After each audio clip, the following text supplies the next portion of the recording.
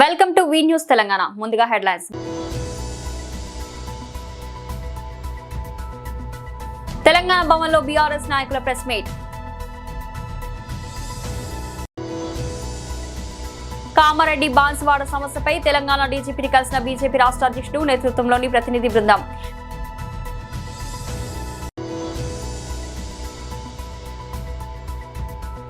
YSRCP MLC Shri Tumati Madhavarao byte.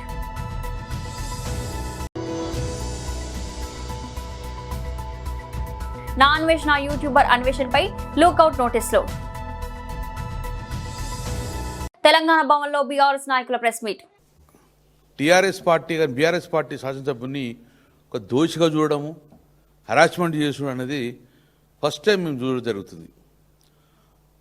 ఆ రోజు కూడా కౌశిక్ రెడ్డి వీణవంకలో యాజ్ ఎ ప్రోటోకాల్ అడిగినారు. లోకల్ ఎమ్మెల్యేగా ఎంఆర్ఓ గారు క్లియర్గా this land is belongs to endowment కాబట్టి ఎండోన్మెంట్లో ఎమ్మెల్యే ప్రోటోకాల్ ఉంటారు కాబట్టి ప్రోటోకాల్ అడిగినారు. సో ప్రోటోకాల్ అడిగి సమ్మక్క సారథి ప్రోటోకాల్ అడిగి గుడి దగ్గరకు పోతే చాలా భయంకరంగా పోలీస్ ప్రొటెక్షన్ పెట్టుకొని ఎమ్మెల్యేని కూడా చూడకుండా ఎమ్మెల్యే ఫ్యామిలీని చూడకుండా రావడం జరిగింది. ఆ రోజు క్లియర్గా కొన్ని అలిగేషన్స్ కౌశిక్ రెడ్డి మీద వేసి కేసు కూడా పెట్టడం జరిగింది. ఏం అలిగేషన్ చేశారు? అక్కడ ఉన్న సిపి గారు మత మార్పిడి చేస్తున్నానని అన్నాడు అని చెప్పేసి తెలంగాణ ఐపీఎస్ ఆఫీసర్సు అతని కౌశిక్ రెడ్డి మీద ఒక ఆరోపణ చేశారు. ఇది చాలా శుద్ధ అబద్ధం. మేము కూడా ఖండించడం జరిగింది. ఆ రోజు ఏ రోజు కూడా ఐపీఎస్ ఆఫీసర్ సిపి గారు మత మార్పిడి పాల్పడుతుందని చెప్పి మా కౌశిక్ రెడ్డి ఎక్కడ అనలేదు. దీనికి డెఫినెట్గా మేమందరం దానికి సిద్ధంగా ఉంటాం. దాని మీద బేస్ చేసుకొని నోటీస్ ఇవ్వడం జరిగింది. సో ఈరోజు మళ్ళీ దాన్ని సిఐడికి అప్పచెప్పడం జరిగింది. ప్రభుత్వాన్ని మేము సూటిగా ప్రశ్నిస్తున్నాం. ఇందులో సిఐడికి అప్పచెప్పడం అవసరం ఏమున్నది? ఇందులో ఏం తవ్వి వెలికి తీస్తారు? అలాగే బాల్క సుమన్ కస్టడీ తీసుకుంటున్నారు. దేనికి కస్టడీ తీసుకుంటారు? ఏమైనా దొంగతనం చేసిండ్రా? ఏమైనా ఎంక్వైరీ చేసే ఉందా ఆయనతోటి? అలాగే కౌశిక్ రెడ్డి ఇష్యూలల్లా ఇది పోలీసు సంబంధించిన ఎఫ్ఐఆర్ అయింది. ఇంకా సిఐడి ఏం ఇన్వెస్టిగేషన్ ఉంది? ఇంకా లోపల ఉన్న స్కామ్స్ ఉన్నాయా, లేకుంటే దేశ ద్రోహం ఉన్నదా? సిఐడి ఇవ్వాల్సిన అవసరం ఉన్నది. దేనికి ఇస్తారు సిఐడి? లోపల అంతర్గతంగా ఒక మర్డర్ కేసు కానీ ఒక ఇంటర్నేషనల్ డెకాయిట్స్ గిట్ట వస్తే గిట్ట దాని ఇన్వెస్టిగేషన్ కోసం సిఐడి ఇస్తారు. ఒక ఎమ్మెల్యే మీద సిఐడి ఇన్వెస్టిగేషన్ ఏం జరుగుతుంది అని అంటున్నాం. కేవలం హరాస్మెంట్ తప్ప ఏం లేదు. ఈరోజు ప్రముఖంగా సిఐడి వస్తానుకో, కానీ సిఐడి ట్రాన్స్పరెన్సీగా వర్క్ చేయాలి. కౌశిక్ రెడ్డి గారు ఏం అలిగేషన్ చేశాడు? పోలీసు మీద అలిగేషన్ చేశారు. మమ్మల్ని అక్కడున్న ఏసీపీ గారు కానీ సిఐ గారు కానీ నన్ను పోకుండా అడ్డుకున్నారు. కాంగ్రెస్ పార్టీకి అధికారం ఉన్నది కాబట్టి మమ్మల్ని పోలేకపోయింది కాబట్టి క్లియర్గా మేము ఆ అధికారుల మీద చర్య తీసుకోవాలి, నా ప్రోటోకాల్కి ఇబ్బంది అవుతుందని చెప్పేసి పోలీసు మీద వాళ్ళు ఆరోపణ చేశారు. ఈరోజు సిఐడి వచ్చి దాని మీద ఇన్వెస్టిగేషన్ చేయన్నా, ఎవరైతే మీద అయితే ఆరోపణ చేస్తుండో వారితో కలిసి చుట్టే గిట్ట ఈ కేసు ముందుకు ఎలా పోతుంది అంటున్నాం మేము. ఎవరి మీద అయితే ఆరోపణ చేస్తుండో వారితో కలిసి సిఐడి అధికారులు చేస్తే కేసు ఎలా ట్రాన్స్పరెన్సీగా జరుగుతుంది. కాబట్టి కామారెడ్డి బాన్సువాడ సమస్యలపై తెలంగాణ డీజీపీని కలిసిన బీజేపీ రాష్ట్ర అధ్యక్షుడు నేతృత్వంలోని ప్రతినిధి బృందం. ఈరోజు తెలంగాణ డీజీపీ శివధర్ రెడ్డి గారిని భారతీయ జనతా పార్టీ ఒక బృందం, అందులో కామారెడ్డి జిల్లా, నిజామాబాద్ జిల్లా, ఈ రెండు జిల్లా సంబంధించినటువంటి నాయకులు, మా ఎమ్మెల్యే శ్రీ పాల్వాయి హరీష్ గారు, ఎమ్మెల్సీ అంజిరెడ్డి గారు, కొమరే గారు, జిల్లా అధ్యక్షుడు నిజామాబాద్ దినేష్ కుల్కచల్ల గారు, మీనం రాజు గారు, కామారెడ్డి జిల్లా అధ్యక్షులు, మరి వారితో పాటు మా ప్రధాన కార్యదర్శులు అందరూ కూడా, లక్ష్మీనారాయణ గారు మాజీ ఎమ్మెల్యే, వారు అక్కడి నుంచి పోటీ చేశారు బాన్సువాడ నుంచి. మరి వారి జిల్లా ఇన్ఛార్జీలు కాంతారావు గారు, ఇంద్రసేన్ రెడ్డి గారు, అదేవిధంగా విక్రమ్ రెడ్డి గారు అందరూ కూడా కలవడం జరిగింది. గత కొన్ని రోజుల క్రితము బాన్సువాడలో ఒక హిందూ అమ్మాయి భక్తి గీతాలు వింటూ ఉంటే దానికి అభ్యంతరం చెప్పినటువంటి కొంతమంది ఆమె పైన దాడి చేసే ప్రయత్నం చేసి అవమానపరిచి అక్కడ మత ఘర్షణ వాతావరణాన్ని సృష్టించింది. ఆ రోజు అక్కడ కొంతమంది ఎంఐఎం చెందిన యువకులు ఆ ఒక సంఘటనకు వ్యతిరేకంగా స్థానిక ప్రజలు, కొన్ని సంస్థలు, హిందూ సంస్థలు బంద్కు పిలుపునిస్తే ఈ బంద్ పిలుపులో చాలామంది హిందూ ఒక యువకుల్ని బీజేపీ వాళ్ళని మెయిన్గా అరెస్ట్ చేసి వాళ్ళని ఇళ్ల నుంచి తీసుకువచ్చి వాళ్ళు ఎక్కడ కూడా లేకుండా కూడా దాదాపు 27 మందిని జైల్లో పెట్టడం జరిగింది. అదే కేసులో ఇంకా 10 మందిని అబ్స్కాండింగ్ చూపిస్తూ ప్రతిరోజు వాళ్ళ ఇళ్ల మీద పోలీసులు వెళ్ళి వారి కుటుంబ సభ్యులను వేధింపు చేస్తూ ఉన్నారు. మరి అదే ఒక ఘటన సమయంలోనే కామారెడ్డిలో మా ఎమ్మెల్యే కాటేపల్లి వెంకటరమణారెడ్డి గారి ఒక మీద అక్కడ ఉన్న స్థానిక మాజీ ఎమ్మెల్యే, కాంగ్రెస్ పార్టీ నేత, మాజీ మంత్రులు వారు ఎమ్మెల్యే గారి మీద దాడి చేసే ప్రయత్నం చేశారు. మళ్ళీ వందలాదిగా కాంగ్రెస్ నాయకులు, దాంట్లో కూడా మన మజ్లిస్ సహకారంతో ఎమ్మెల్యే యొక్క క్యాంప్ ఆఫీస్ మీద దాడి ప్రయత్నం చేస్తే సమయానికి బీజేపీ కార్యకర్తలు అడ్డుకోవడం జరిగింది. కాబట్టి మా ఎమ్మెల్యే గారికి ప్రమాదం తప్పింది. నిన్నగాక మొన్న నిజామాబాద్లో రుద్రారు అనేటువంటి గ్రామంలో అడ్వకేట్ కళ్యాణి అనే మీద దాడి చేసి ఇదే ఎంఐఎం సంబంధించిన వ్యక్తులు దాడి చేసి అక్కడ కూడా మత ఘర్షణ వాతావరణాన్ని సృష్టించడం జరిగింది. YSRCP MLC Shri Tummati Madhavarao bite. అదే వేదిక మీద నుంచి జగన్మోహన్ రెడ్డి గారు జాతికి అంకితం చేసి దీని గురించి మాట్లాడడం జరిగింది. దీనిలో ఇల్లు కోల్పోయిన 7,300 కుటుంబాలకు పరిహారం, వారి పునరావాసం కోసం దాదాపు 1000 కోట్లు అవసరం అని చెప్పని ఇది కంప్లీట్ చేసేటప్పటికి ఎన్నికల దగ్గరకు వచ్చినాయి. కాబట్టి రేపు ఎన్నికలు అయిన తర్వాత మేము ఇమ్మీడియట్ గా రీహాబిటేషన్ ఇచ్చి దీన్ని నీళ్లు నిల్వ చేసి మొత్తం సాగునీటికి, తాగునీటికి ప్రకాశం, కడపలో కొన్ని ఏరియాలు, నెల్లూరు జిల్లాలో కొన్ని ఏరియాలకు నీళ్లు వచ్చే అవకాశం ఉందని చెప్పి జగన్మోహన్ రెడ్డి గారు చెప్పాడు. మేము అడుగుతా ఉన్నాం, ఈ గవర్నమెంట్ వచ్చిన తర్వాత ఫస్ట్ డిఆర్సీ మీటింగ్ లో ఎర్రగొండపాలెం శాసనసభ్యులు చంద్రశేఖర్ గారు కానీ నేను కానీ అడగడం జరిగింది, మీరు 1000 కోట్లు రీహాబిటేషన్ ఎప్పుడు ఇస్తారు రైతు వాళ్ళకి పునరావాసం కానీ ఆ భూసేకరణకు కానీ అని చెప్పి మేమంతా నిలదీస్తే అయిపోయింది, ఇంకేముంది 2-3 నెలలు ఇస్తామని చెప్పి మీరు ఇప్పటికి 20 నెలలు గడిచింది. ఈ 20 నెలల నుంచి రీహాబిటేషన్ ఇవ్వకపోగా మళ్ళీ మీరేం చెప్తా ఉన్నారు, ఇప్పుడు మేమంతా ఇచ్చేసాం రీహాబిటేషన్ ప్రాజెక్టు పూర్తయిందని చెప్పి మీరు ఇలా అబద్దాలు మాట్లాడే పరిస్థితికి వస్తే భూసేకరణకి 484 కోట్లు పునరావాసం ఖర్చు చేశామని మీరు చెప్తా ఉన్నారు. మీరు నిజంగా ఈ ఇచ్చుంటే ప్రాజెక్టే ఓపెన్ చేయొచ్చు కదా, ప్రాజెక్ట్ కెనాల్ ఓపెన్ చేయడానికి ఎందుకు పోయారని చెప్పి మేము అడుగుతా ఉన్నాం. ఎన్నో సంవత్సరాల నుంచి అబద్దాలు చెప్తానే ఉన్నారు. 1995 నుంచి ఇప్పటి వరకు విని విని విని విని ఈ రాష్ట్ర ప్రజలు అలసిపోయారు. చంద్రబాబు నాయుడు గారు మీరు ఇంకా ఇదే చెప్పుకుంటూ పోతే ఎలా మిమ్మల్ని అడగాలో మేము ఏమనుకోవాలో అర్థం కాని పరిస్థితి. ఈ కాకుండా మీరు ఎక్కడికైతే సభలకు వెళ్తున్నారో వెళ్ళిన ప్రతి చోట మీరు మాట్లాడుతూ ఉన్నారు. ఏమని, ఇది లడ్డూ ప్రస్తావన తీసుకొస్తా ఉన్నారు. మీరు అక్కడ లడ్డూ ప్రస్తావన తీసుకొస్తారు, అసెంబ్లీ లడ్డూ ప్రస్తావన తీసుకొస్తారు, బయట అదే పరిస్థితి. మమ్మల్ని కామెంట్ చేశానని తెలిసింది ఈరోజు నా వెలుగొండలో. మేము కౌన్సిల్లో చెప్పులు వేసుకొని పోయి వెంకటేశ్వర స్వామిని అవమానించామని చెప్పి ఈరోజు కూడా మాట్లాడారని తెలిసింది మాకు. మేము క్లియర్గా నిన్న ధర్నా కూడా చేయడం జరిగింది కౌన్సిల్లో. ఏమని, మేము చెప్పులు వేసుకొని కానీ షూ వేసుకొని కానీ వెళ్ళి అక్కడ నిరసన తెలియజేసినట్టు కానీ మీరు వీడియోలు ఇవ్వమని చెప్పి మేము అడిగితే మీ ప్రభుత్వం, మీ సెక్రటరీ జనరల్ అందరూ కూడా ఒక్క వీడియోను కూడా బయటకు ఇవ్వలేని పరిస్థితుల్లో మీరు దాంకుని ఈనాడు మీద, ఆంధ్రజ్యోతి మీద చర్యలు తీసుకుంటాము, ఆ వీడియోలు మేము విడుదల చేయలేదు, అవి ఫేక్ వీడియోలు అని చెప్పి మీరే సాక్షాత్తు నిన్న మాకు సభలో తెలియజేసిన పరిస్థితి మనందరం కూడా చూసాం. కానీ మళ్ళీ దాని మీద మీరు బొంకుతా ఉన్నారు. వెలుగొండ ప్రాజెక్టు కాదు, ఈ రాష్ట్రంలో ఏ ప్రాజెక్ట్ అయినా జలయజ్ఞం అంటే గుర్తొచ్చేది రాజశేఖర రెడ్డి గారి పేరు. సాగునీటికి గాని తాగునీటికి గాని మొత్తం ఈ రాష్ట్రం, ఉమ్మడి రాష్ట్రంలో కానీ విభజనాంధ్రలో కానీ పునాదులు వేసి మొత్తం ప్రతి జిల్లాని సస్యశ్యామలంగా, రైతుని పండగ, వ్యవసాయం అంటే ఒక దానికి ఒక కళం తీసుకొచ్చింది రాజశేఖర రెడ్డి గారు. మీరు ఈ వ్యవసాయం ఎందుకు దండగా, మనంతా టెక్నాలజీ, మనంతా అభివృద్ధి అని చెప్పిపోయే మీరు ప్రకాశం జిల్లాల అభివృద్ధి గురించి మాట్లాడడం అనేది నిజంగా హాస్యాస్పదంగా ఉంది.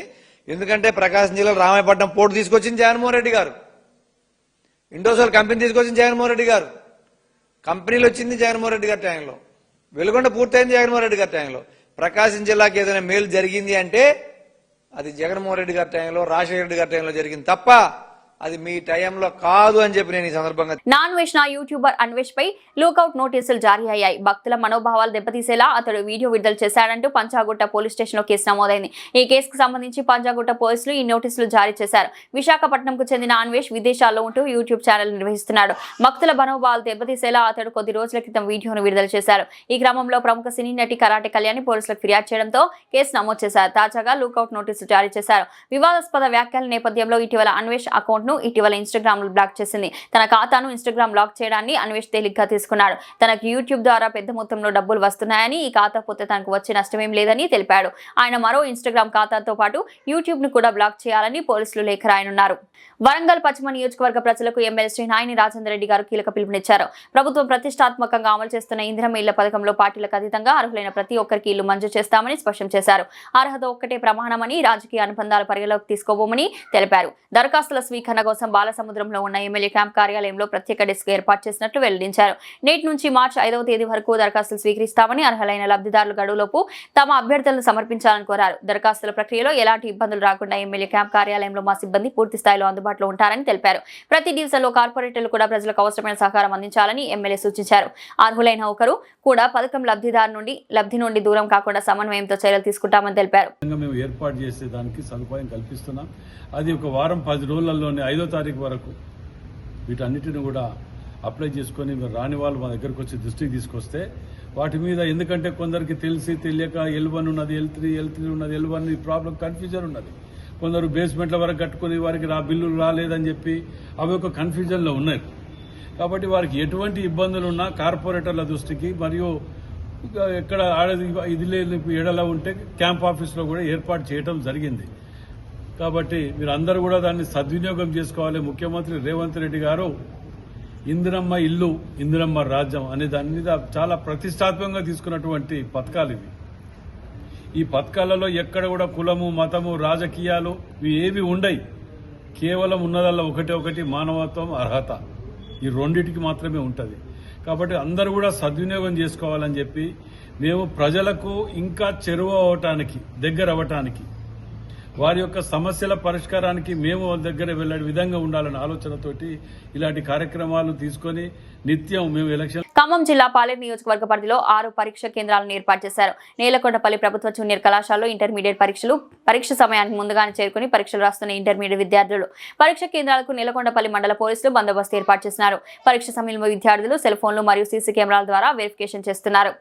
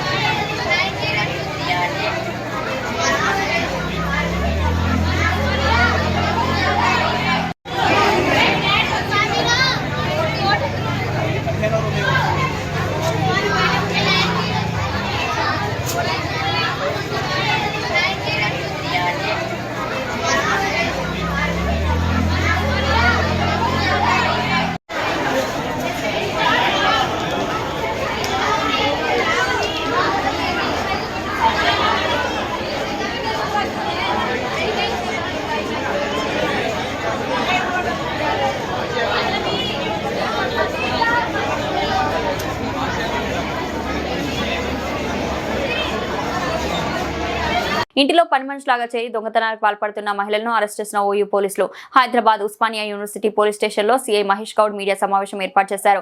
ఉస్మానియా యూనివర్సిటీ డివిజన్ ఏసీపీ గ్యారా జగస్ దొంగ వివరాలు వెల్లడించారు. వారి వివరాల ప్రకారం హబ్సిగూడ గ్రీన్ హిల్స్ కాలనీలో నివాసం ఉంటున్న రిటైర్డ్ సైంటిస్ట్ ఎం రావు ఇంటిలో గత 2 నెలల కింద తేజస్విని పని మనిషిలాగా చేరి వారి కుటుంబంలో వారి ఇంటిలో 9 తులాల బంగారం 10,000 నగదు దొంగతనం చేసి పారిపోతుండగా హబ్సిగూడ బస్ స్టాప్ వద్ద నిందితురాలు తేజస్విని పోలీసులు అరెస్ట్ చేశారు. ఆమె వద్ద నుండి 9 తులాల బంగారం 10,000 నగదు పోలీసులు రికవర్ చేసి తేజస్విని రిమాండ్కి తరలించారు. ఇంటిలో పనిచేసే వారి నుండి ఆధార్ కార్డు వారి గత చరిత్ర తెలుసుకుని ఇంటిలో పని మనిషిలాగా చేర్చుకోవాలని ఏసీపీ జగన్ సూచించారు.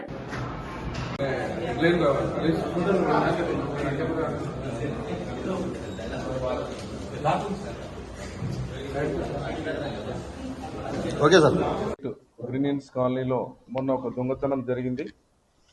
ఇంట్లో పని మనిషి చేరిన తర్వాత వాళ్ళతో అక్విటెన్స్ పెంచుకొని ఆ ఇంట్లో ఉన్న బంగారు వస్తువులను 2 రింగులు 2 బ్యాంగిల్స్ ఒక చైన్ ఒకటి 2 చైన్లు ఒక చంద్రహారం మొత్తము బంగారు వస్తువులనని దొంగిలించి దాచిపెట్టిన తర్వాత పారిపోయే క్రమంలో ఈరోజు ఉదయం హబ్సిగూడ ప్రాంతంలో పట్టుకోవడం జరిగింది. ఈమె అల్లం తేజస్వి అని చెప్పేసి ఈమె అల్మాస్ కూడా మల్రెడ్డి నగర్లో ఉంటుంది. యాక్చువల్గా నేటివ్ ఆఫ్ కొండనాగుల అచ్చంపేట మండల్. ఈమె ఇక్కడ పని గురించి వెతుకుతూ కొంతమంది చెప్పి ఈమె ఇంట్లో పని కుదిరిన తర్వాత వాళ్ళతో పరిచయాలు పెంచుకొని ఈమె ఇంట్లో ఉన్న బంగారు ఆభరణాలను దొంగతనం చేసుకొని ఈమె పారిపోయే క్రమంలో వితిన్ ఒక 36 అవర్స్ 48 అవర్స్లోనే ఈమెను పట్టుకోవడం జరిగింది. దరఖాస్తు వచ్చిన తర్వాత వీళ్ళు చూసుకోవడము 2 రోజుల తర్వాత చూసుకున్నారు. యాక్చువల్గా ఈ పిఎల్ కేఎం రావు అనే వ్యక్తి సైంటిస్ట్, మన రిటైర్డ్ సైంటిస్ట్ గారు, స్ట్రీట్ నెంబర్ 8 హబ్సిగూడలో ఉంటారు. సో ఆమెను అరెస్ట్ చేసి ఆమె ద్వారా బంగారు ఆభరణాలు దాదాపు 9.5 తులాలు బంగారు ఆభరణాలు 10,000 క్యాష్ రికవర్ చేయడం జరిగింది. మొత్తం కూడా సుమారు 4 లక్షల విలువైన బంగారు ఆభరణాలను సొమ్మును రికవర్ చేయడం జరిగింది. వర్క్ అంటే హౌస్ మేడ్ వర్క్, ఇంట్లో పని చేయడము. ఇంత ముందుకు కూడా దొంగతనాలు ఏమన్నా ఉన్నాయో వెరిఫై చేస్తున్నాము.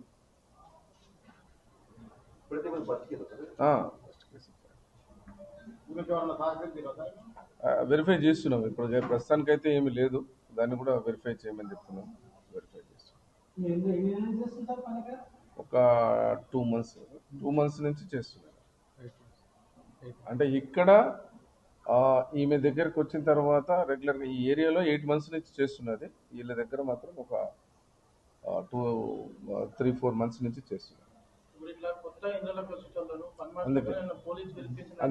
అందుకే నేను ఏమంటున్నా అంటే ప్రజలకు ఒక విజ్ఞప్తి చేస్తున్నా, ఎవరిని కూడా నమ్మి. బులెటిన్ ముగించే ముందు హెడ్లైన్స్ మరోసారి. తెలంగాణ భవన్లో బీఆర్ఎస్ నాయకుల ప్రెస్ మీట్. కామారెడ్డి బాన్సువాడ సమస్యపై తెలంగాణ డీజీపీని కలిసిన బీజేపీ రాష్ట్ర అధ్యక్షుడు నేతృత్వంలోని ప్రతినిధి బృందం.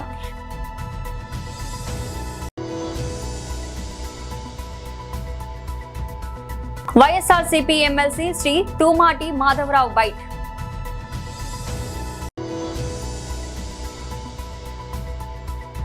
నా అన్వేషణ యూట్యూబర్ అన్వేషణపై లుకౌట్ నోటీసులు. ఇది ఈరోజు బులెటిన్. మరో బులెటిన్లో మళ్ళీ కలుద్దాం. అంతవరకు సెలవు.